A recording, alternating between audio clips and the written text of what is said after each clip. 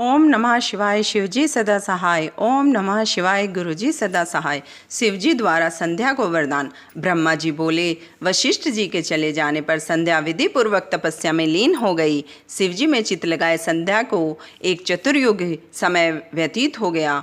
आकाश में स्थित होकर संध्या को दर्शन दिए। संध्या इतनी प्रसन्न हुई कि उसने अपने नेत्र बंद कर लिए। तब शिवजी ने संध्या के हृदय में प्रवेश कर उसे दिव्य वाणी और दिव्य नेत्र प्रदान किए और उससे बोले, मैं तुम्हारी तपस्या से बहुत प्रसन्न हूँ, तुम मुझसे इच्छानुसार वरदान मांगो। संध्या भगवान शिव जी को बार बार प्रणाम करके बोली, हे प्रभु, यदि मैं पूर्व पाप से मुक्त हो गई हूँ तो आप मुझे यह वरदान प्रदान करें कि प्राणी उत्पन्न होते ही काम वासना से ग्रस्त न हो। दूसरा यह है वरदान करें कि मैं तीनों लोकों में पतिव्रता नारी जानी जाऊँ। मेरे पति भी मुझे मित्र भाव के समान सम्मान दें। और भगवान शिव जी ने तथास्तु कहकर संध्या से पुनः कहा, हे पुत्री, अब मैं मनुष्यों की आयु को 4 भागों में विभाजित कर देता हूँ, शैशव कुमार, यौवन और वृद्ध।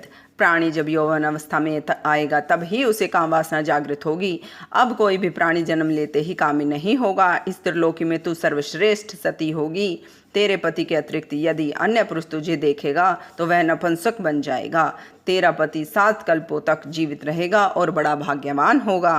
तुम्हारा अग्नि में जलकर भस्म होना निश्चित है। देखो, मेधातिथि ऋषि 12 वर्षों से यज्ञ कर रहे हैं, तुम उनकी यज्ञाग्नि में जाकर भस्म हो जाओ। इसी पर्वत के नीचे मेधातिथि की तपस्या हो रही है।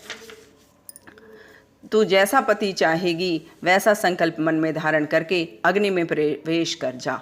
तू पुनः तपस्या करेगी और त्रेता युग में दक्ष की कन्या बनकर यथा योग्य व्यक्ति के संग ब्याही जाएगी। ओम नमः शिवाय शिवजी सदा सहाय। ओम नमः शिवाय गुरुजी सदा सहाय।